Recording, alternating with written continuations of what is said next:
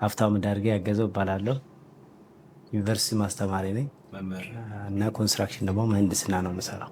ኦልሞስት 1 ዓመት ሊሞላ ነው ያደረገ።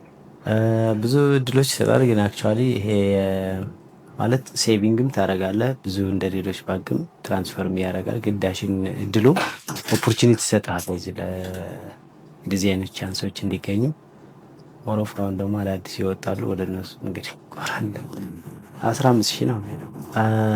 ያው ለሌሎች ከስተመሮች ያው ዳሽን ባንክ መጀመሪያ ሴቭ አድርገው ፕላስ ይህንን ቻንስ ስላለው ቢጠቀሙና እንደዚህ እድላቸውን ቢሞክሩ ስፖር አፑን አሁን ቢጠቀሙ ብዙ እድሎች አሉበት። ያው ከብር ከካሽ ጀምሮ እስከ መኪና ድረስ እዛው ኦፕሽኑ ላይ ስላለ ዳሽን እድል የሚለው ስፖር አፕ ተጠቅመው እድላቸውን ቢሞክሩ እላለሁ።